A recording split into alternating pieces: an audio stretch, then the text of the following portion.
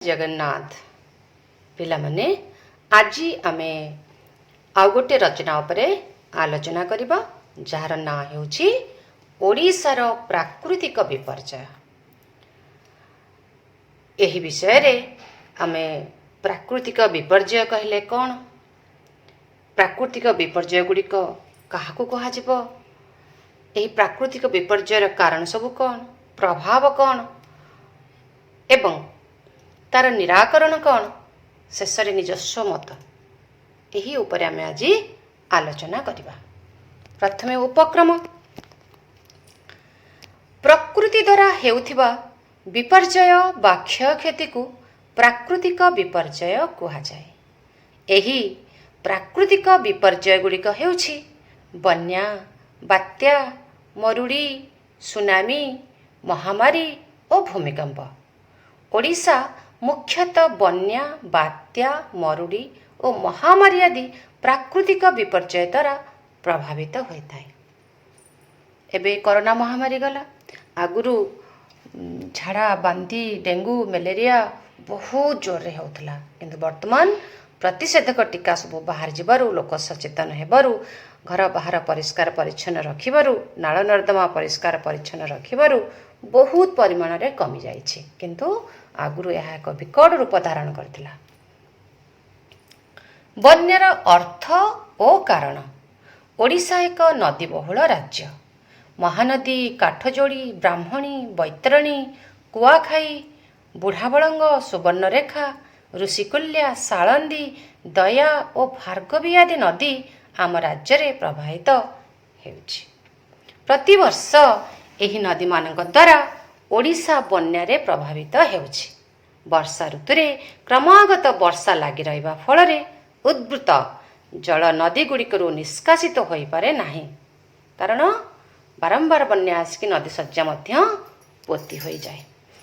एही नदी सज्जा पोती होई जबार, नदी मुहाण गुड़िक सब पोती होई जबारु, मुहाण कहिले जोटा कि नदी और समुद्रर मिलन स्थल। सबु नदी जाइकी समुद्र रे मिसी थांती, जोठी मिसी थांती ताको आमे मुहाण कहू।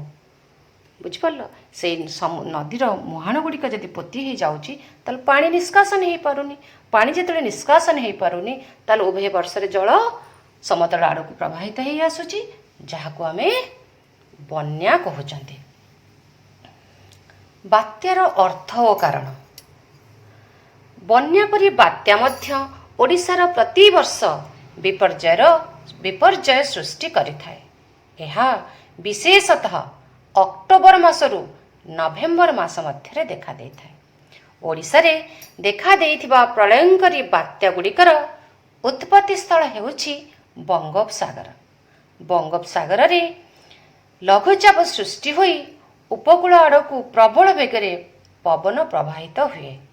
यह क्रमशः घूर्णी बात्यारे परिणत होई उपकूलवर्ती अंचल को छाराखार कर दिए। केबे केबे एही बात्या मध्य महाबात्यारे परिणत हो जाए।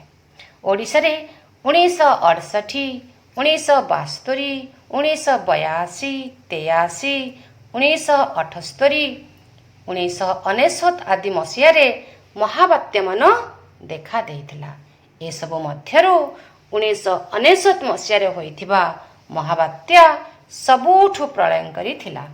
यह ओडिशार 12टी जिल्ला रे अशेष क्षयक्षति करिथिला। तापरे आमे पढ़िबा मरुड़ी। मरुड़ी कौन? बन्या और बात्या परी मरुड़ी मध्य ओडिशार एक प्राकृतिक विपर्यय, जहा जनजीवन को अशेष क्षति पहुंचाई थाए। मरुड़ी किपरि हुए ना, वर्षा ऋतु रे आवश्यक परिमाण रे वर्षा न हेले खेत बाड़ी रे शस्य संपद नष्ट होई उजुड़ी जाए। जदि वर्षा न हबो जमी फाटी जिवो। जो गछ जो बिहन बुणी थांती चाषी भाई माने अक्षय तृतीय रे, तापर जदि वर्षा न हबो से जमी जो गछ टिके टिके उठी थिबो से मरी जिवो, जमी फाटी जिवो, सब फसल नष्ट हो जिवो। आउ फसल नष्ट हो गले खाद्य शस्य तो मिलिबनी, तो भिक्षार अभाव हबो, मरुड़ी हबो, दुर्भिक्ष पड़िबो। भिक्षार अभाव को दुर्भिक्ष कहते। ओडिशा रे 1867, 1967, 1982 ଓ 1985 ମସିହାରେ ଭୟଙ୍କର ମରୁଡ଼ି ଦେଖା ଦେଇଥିଲା। କିନ୍ତୁ 1866 ମସିହାର ନଅଙ୍କ ଦୁର୍ଭିକ୍ଷ ଅତ୍ୟନ୍ତ ଭୟଙ୍କର ଥିଲା। ଏହା ଓଡ଼ିଶାର ମେରୁଦଣ୍ଡକୁ ଭାଙ୍ଗି ଦେଇଥିଲା। ଚାରିଆଡ଼େ ହାହାକାର ମଚି ଯାଇଥିଲା। ଖାଦ୍ୟ ବିନା ଲୋକମାନେ କୁହନ୍ତିନି ମଣିଷ ମାଂସ ଯେମିତି ଖାଇଯାଆନ୍ତି ସେଇ ପରିସ୍ଥିତି ଆସିଯାଇଥିଲା। ଗଛଲତାର ପତ୍ର ବି ରହୁନଥିଲା, ଏତେ ବିକଳ ହଉଥିଲେ ଲୋକମାନେ। କୁଢ଼ କୁଢ଼ କଙ୍କାଳ ସବୁ ଜମା ହେଇଯାଇଥିଲା। ହଜାର ହଜାର ଲୋକ ମରିଯାଇଥିଲେ। ଏଇଭଳି ସବୁ ଦୃଶ୍ୟ ନଅଙ୍କ ଦୁର୍ଭିକ୍ଷର କରାଳ ଦେଖିବ। ୟୁଟ୍ୟୁବରେ ମାରିକି ନେଟ୍ରେ ମାରିକି ନଅଙ୍କ ଦୁର୍ଭିକ୍ଷର ଦୃଶ୍ୟ ଦେଖିବ। ତାପରେ ଆସିବ ମହାମାରୀ। ବନ୍ୟା, ବାତ୍ୟା ଓ ମରୁଡ଼ିର ସହଚର ଅଟେ ମହାମାରୀ। ଡେଙ୍ଗୁ, ମ୍ୟାଲେରିଆ, ହଇଜା ଆଦି ଗୋଟିଏ ଗୋଟିଏ ମହାମାରୀର ରୂପ। 2020-21ରେ କରୋନା ମହାମାରୀ ସାରା ବିଶ୍ୱର ମେରୁଦଣ୍ଡ ଭାଙ୍ଗି ଦେଇଥିଲା। ଏହା ଅତି ଭୟାନକ ଓ ଦୁଃଖଦ ଥିଲା। ବନ୍ୟା, ବାତ୍ୟା ଓ ମରୁଡ଼ିର ପ୍ରଭାବିତ ଲୋକମାନେ ଖାଦ୍ୟ ଅଭାବରେ ଅଖାଦ୍ୟ ଖାଇ ଝାଡ଼ା ବାନ୍ତିରେ ଆକ୍ରାନ୍ତ ହୋଇଥାନ୍ତି। ବନ୍ୟା, ବାତ୍ୟା ଯୋଗୁଁ କୁଢ଼ କୁଢ଼ ଅଳିଆ ଆବର୍ଜନା ଜମା ହୋଇଯାଇଥାଏ। ଫଳରେ ମଶା ମାଛିଙ୍କ ସଂଖ୍ୟା ବୃଦ୍ଧି ହୋଇ ଡେଙ୍ଗୁ, ମ୍ୟାଲେରିଆ ମଧ୍ୟ ହୋଇଥାଏ। ଏପଟରେ ଅଖାଦ୍ୟ ଖାଇକି ଝାଡ଼ା ବାନ୍ତି ହେବାରୁ ଏପଟେ ଡେଙ୍ଗୁ, ମ୍ୟାଲେରିଆ ମଧ୍ୟ ବ୍ୟାପି ଯାଇଥାଏ। ଏହିସବୁ ବିପର୍ଯ୍ୟୟ ଯୋଗୁଁ ହେଉଥିବା କ୍ଷୟକ୍ଷତି, ଆମେ କ'ଣ ସବୁ କ୍ଷୟକ୍ଷତି ହୁଏ? ବନ୍ୟା ଯୋଗୁଁ ଲକ୍ଷ ଲକ୍ଷ ଟଙ୍କାର ଫସଲ ନଷ୍ଟ ହୁଏ। ରାସ୍ତାଘାଟ ଧୋଇ ହୋଇଯାଏ। କେତେକ ଜାଗାରେ ବଡ଼ ବଡ଼ ଖାଲ ହୋଇ ଗମନାଗମନରେ ମଧ୍ୟ ବାଧା ସୃଷ୍ଟି ହୁଏ। ଲୋକମାନଙ୍କର ଘରଦ୍ୱାର, ଗାଈଗୋରୁ, ଘରର ଗୃହୋପକରଣ ଜିନିଷ ଆଦି ଭାସିଯାଏ। ଟେଲିଫୋନ ଓ ବିଦ୍ୟୁତ ଖୁଣ୍ଟ ଉପୁଡ଼ି ଭାସିଯିବାରୁ ବିଦ୍ୟୁତ ସରବରାହର ବ୍ୟାଘାତ ହୁଏ। ଚାଷ ଜମିରେ ବାଲି ଚରିଯାଏ। ମାଟି ଘର ଗୁଡ଼ିକ ଭୁଷୁଡ଼ି ପଡ଼େ। କେବେ କେବେ କାନ୍ଥ ପଡ଼ି ଲୋକମାନଙ୍କର ମୃତ୍ୟୁ ମଧ୍ୟ ହୁଏ। ଏପରିକି ଖାଦ୍ୟ ପାଇଁ ପିତାମାତା ନିଜର ପିଲାଙ୍କୁ ବିକ୍ରି କରୁଥିବାର ସମ୍ବାଦ ଖବରକାଗଜରେ ପ୍ରକାଶ ପାଇଥାଏ। ବନ୍ୟା ଜଳରେ ଭାସିଯିବା କାରଣରୁ କେତେକ ସନ୍ତାନ ଅନାଥ ହୋଇଯାଆନ୍ତି ତ ପୁଣି ପିତାମାତା ମଧ୍ୟ ସନ୍ତାନକୁ ହରାଇ ବିକଳ ହୁଅନ୍ତି। ଗରିବ ଲୋକମାନେ ଗୃହଶୂନ୍ୟ ହୋଇଯାଆନ୍ତି।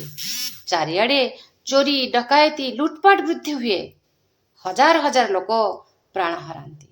ବହୁତ ବିକଳ ରୂପ ହୋଇଯାଏ ଯେତେବେଳେ ଏହି ପ୍ରକାର ବନ୍ୟା, ବାତ୍ୟା, ମରୁଡ଼ି ଏସବୁ ଚାରିଆଡ଼େ ଫେଲିଯାଏ। ତାପରେ ଆମେ ପଢ଼ିବା ଏସବୁର ପ୍ରତିକାର। ଆମେ କ'ଣ କ'ଣ ସବୁ ପ୍ରତିକାର ନିଆ ହେଇଛି ଆଉ ବା କ'ଣ ନିଆ ହେବ। ଆଗରୁ ବଡ଼ ବାତ୍ୟା ଓ ବନ୍ୟା ସୂଚନା ବହୁ ପୂର୍ବରୁ ଲୋକମାନଙ୍କ ପାଖରେ ପହଞ୍ଚି ପାରୁନଥିଲା। କିନ୍ତୁ ଏବେ ରେଡ଼ିଓ, ଟେଲିଭିଜନ ଓ ବିଭିନ୍ନ ସୋସିଆଲ ମିଡ଼ିଆ ମାଧ୍ୟମରେ ଖବର ପହଞ୍ଚି ପାରୁଛି। ବନ୍ୟାର ସୂଚନା ପାଇ ଲୋକମାନଙ୍କୁ ବିପଦମୁକ୍ତ ସ୍ଥାନକୁ ସ୍ଥାନାନ୍ତରିତ କରାଯାଇ ପାରୁଛି। ନାବିକମାନଙ୍କୁ ସମୁଦ୍ରକୁ ନ ଯିବା ପାଇଁ ସତର୍କ କରାଇ ଦିଆଯାଉଛି। ପାଣିପାଗର ସତର୍କ ସୂଚନା ପ୍ରସାରଣ କରାଯାଉଛି। ମରୁଡ଼ିକୁ ରୋକିବା ପାଇଁ ଜମିଗୁଡ଼ିକୁ କ୍ଷୁଦ୍ର ଓ ବୃହତ୍ ଜଳସେଚନର ବ୍ୟବସ୍ଥା କରାଯାଉଛି। କେନାଲ ଗୁଡ଼ିକୁ ପୁନରୁଦ୍ଧାର କରାଯାଉଛି। ବ୍ଲକ ଓ ପଞ୍ଚାୟତ ସ୍ତରରେ କୃଷକମାନଙ୍କୁ ଶସ୍ତା ଓ ସୁବିଧାରେ ସାର, କୀଟନାଶକ ଔଷଧ, ବିହନ, ପାଣି ପମ୍ପ ଓ ବିଭିନ୍ନ ପ୍ରକାର କୃଷି ଉପଯୋଗୀ ଗାଡ଼ି ଓ ମେସିନ୍ ଯୋଗାଇ ଦିଆଯାଉଛି। କମ୍ ସୁଧରେ କୃଷି ଋଣ, ଗୃହ ଋଣ ଯୋଗାଇ ଦିଆଯାଉଛି। ବନ୍ୟା ଓ ବାତ୍ୟା ସମୟରେ ସରକାରଙ୍କ ତରଫରୁ ଆବଶ୍ୟକୀୟ ରିଲିଫ୍ ସାମଗ୍ରୀ, ଶୁଖିଲା ଓ ରନ୍ଧା ଖାଦ୍ୟ ଯୋଗାଇ ଦିଆଯାଇଥାଏ।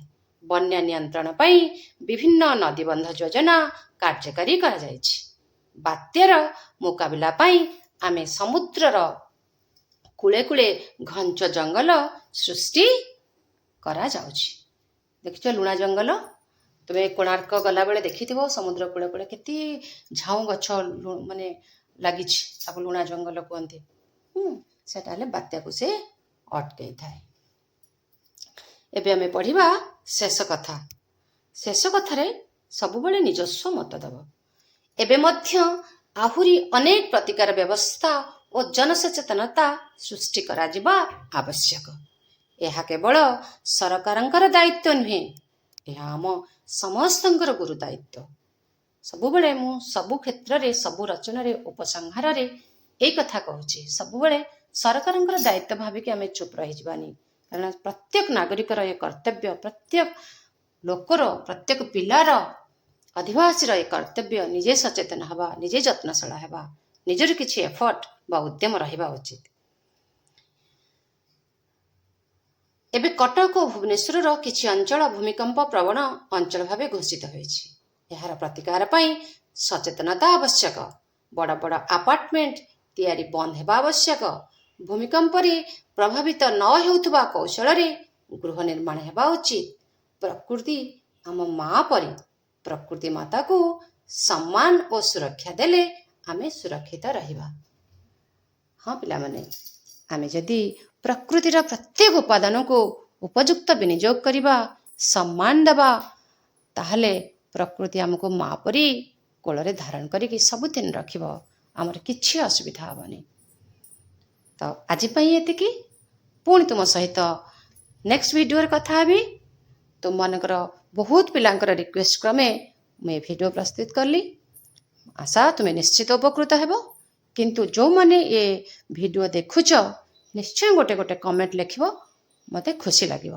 ମୁଁ ଜାଣିବି କେଉଁମାନେ ମୋ ଏ ରଚନାଟିକୁ ପଢ଼ୁଛନ୍ତି ଆଉ ଉପକୃତ ହେଉଛନ୍ତି। ଧନ୍ୟବାଦ। ଜୟ ଜଗନ୍ନାଥ। ବନ୍ଦେ ମାତରମ୍। ବନ୍ଦେ ଉତ୍କଳ ଜନନୀ।